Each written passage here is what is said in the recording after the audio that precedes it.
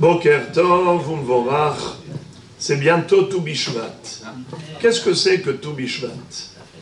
Rosh Hashanah la Ilanot, le nouvel an des arbres. Beaucoup de gens font confusion avec le jour du jugement. Comme on appelle ça Rosh Hashanah la Ilanot, alors ils s'imaginent qu'on est jugé pour les arbres, pour les fruits, à Tu Bishvat. C'est faux. Parce que dans la Mishnah, Masechet Rosh Hashanah, il est écrit Be'arba'a perakim ha'olam nidon, ba'pesach ha'latevu'a, ba'atzeret al perot ha'ilan, be'rosh Hashanah kol ba'i olam ovrim lefanav kibnei maron, שנאמר היוצר יחד ליבם המבין אל כל מעשיהם, ובחג נידונים על המים. Ça veut dire que la Mishnah a énuméré 4 dates de jugement. Et c'est quand le jugement pour les fruits de l'arbre? C'est quand? C'est pendant la fête de Shavuot. Alors, le jugement pour les fruits des arbres, c'est à Shavuot, c'est pas à Tu Bishvat. Alors, qu'est-ce que c'est que Tu Bishvat quand on dit que c'est le nouvel an des arbres? Par rapport à quoi, si ce n'est pas un jour de jugement? C'est pour statuer l'âge des fruits. C'est-à-dire, par exemple, la Torah nous dit qu'il faut prélever le maaser de la production agricole d'Eretz Israël. Maaser te'aser et kol tevuat zaraecha hayotze hasadeh shana shana. Tu dois prélever le maaser des fruits de la production annuelle. Le champ te donne des fruits, chaque année, tu dois prélever le maaser. Encore une fois, aser te'aser et kol tevuat zaraecha hayotze hasadeh shana shana. Alors maintenant, imaginons par exemple, j'ai ramené du marché, un marché où il n'y a pas de hashgacha de rabbanout, où ils n'ont pas prélevé la terouma et le maaser, imaginons, voilà, je ramène à la maison 2 sacs d'oranges. Alors il faut que je fasse le maaser. Il y a 50 kilos à droite, il y a 50 kilos à gauche. Alors déjà, je prends une orange pour terouma, et après ça, je prends 1/10 pour le maaser rishon. On donne au Lévi. Après maaser sheni, on fait pidyon, parce qu'on devrait manger à Yerushalayim, on fait pidyon, on transfère la kedusha des fruits sur l'argent. J'ai 100 kilos, combien il faut que je donne? 10 kilos de maaser. Mais j'ai 2 sacs. J'ai un sac de 50 kilos et un sac de 50 kilos. Est-ce que je peux prendre 10 kilos d'un sac pour acquitter les 2 sacs, ou bien il faut prélever 5 kilos à droite et 5 kilos à gauche? 5 kilos par sac, ça dépend. Chaque sac, il faut le maaser. Chaque sac, il lui faut le maaser. Ce n'est pas nécessaire. Non. On peut prendre 10 kilos d'un sac pour acquitter les 100 kilos des 2 sacs. Mais dans quel cas on ne pourra pas prélever 10 kilos d'un sac pour acquitter les 2 sacs? Dans quel cas? S'ils viennent de 2 champs différents? Non. Pareil. Bravo. Avant Tu Bishvat et après Tu Bishvat. Si ce sont des fruits qui ont bourgeonné avant Tu Bishvat, alors ils appartiennent à l'année précédente. Si ce sont des fruits qui ont bourgeonné après Tu Bishvat, alors ils appartiennent à l'année suivante. Et on ne peut pas prélever des fruits de l'année suivante pour l'année précédente ou vice-versa. Comme la Torah nous dit, Aser te'aser et kol tevuat zarecha hayotze hasadeh shana shana. Et qu'est-ce qui délimite shana? C'est Tu Bishvat. Et pourquoi Tu Bishvat est le nouvel an des arbres? Étant donné que la majorité des pluies sont déjà tombées avant Tu Bishvat.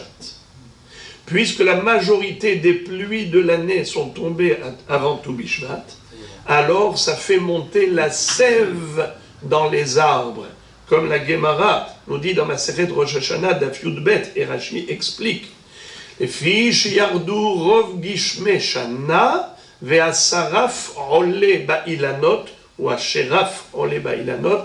Alors, c'est la raison pour laquelle on considère que Tu Bishvat délimite les années. Ça a une autre répercussion. Entre autres, il y en a plusieurs des répercussions halachiques.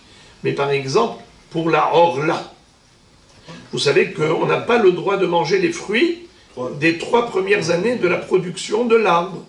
J'ai planté un arbre, pendant 3 ans, les fruits qui poussent pendant 3 ans ne sont pas cachers.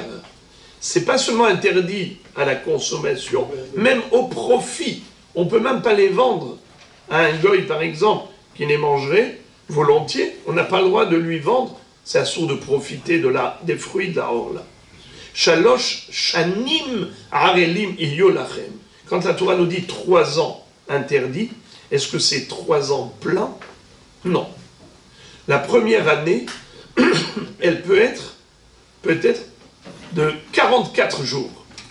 Comment ça, la première année elle est de 44 jours? Comment ça?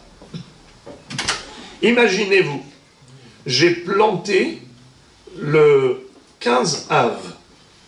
J'ai planté un arbuste, un arbre, le 15 Av. Jusqu'à la fin du mois de Av, j'ai encore combien de jours? Encore 15. Car dans un mois de Av, il y a toujours 30 jours. C'est un mois plein, 15 jours. Ensuite, il y a le mois d'Elul. Après Av, c'est Elul. Et après Elul, c'est Tishri, c'est Rosh Hashanah. Alors, 15 jours du mois de Av, 29 jours du mois d'Elul, ça fait combien en tout? 44. 29 et 15, 44. À quoi ça correspond, ce chiffre? En fait, déjà l'arbuste, il a besoin de 2 semaines pour prendre racine. Parce que quand je mets dans la terre, ça ne prend pas racine immédiatement. Il nous faut 2 semaines. 14 jours. Et ensuite, nous avons une règle que 30 jours dans l'année, ça s'appelle une année. C'est considéré comme un an. Alors, le mois d'Elul, il n'a que 29 jours. Mais un jour avant du mois de Av, ça fait 30 jours. Les 30 derniers jours de l'année sont considérés comme une année entière. Alors, l'arbre, quel âge il a? 1 an. Pourquoi? Parce qu'il a 30 jours. Pourquoi on lui a rajouté encore 14 jours? 30 et 14, 44. 14, c'est juste pour qu'il prenne racine, pour dire que ça y est, il a été planté. Pour prendre racine, il faut 14 jours. Alors, 30 jours, c'est considéré 1 an. Encore une année, 2 ans. Encore une année, 3 ans. Ça y est, on peut manger les fruits? Non, il faudra attendre tout Bishvat. Il faudra attendre tout Bishvat, le nouvel an des arbres, et à ce moment-là, ça s'appelle les fruits de la 4e année, c'est-à-dire les fruits qui vont pousser après tout Bishvat. Les fruits qui vont pousser après tout Bishvat, ça s'appelle les fruits de la 4e année. Et on peut les manger, les amis. Dites-moi, qu'est-ce que je fais avec? Je les mange? Ni teruma, ni maaser. On doit les amener à Yerushalayim pour les manger là-bas. Comment ça s'appelle? Neta Revari. Neta Revari. Répétez ces 2 mots. Neta Revari. La plantation de la 4e année. Revari, c'est révérite. Neta, plantation. La plantation, les vergers de la 4e année, alors on doit les manger à Yerushalayim. Mais si c'est trop lourd ou trop loin, qu'est-ce qu'on fait? Pidyon. On transfère la kedusha de ces fruits sur de l'argent. Et les fruits sont désacralisés. Et on peut les manger n'importe où. Combien d'argent on prend? La valeur des fruits? De nos jours, non. À l'époque, oui. De nos jours, on prend une prouta, 10 centimes.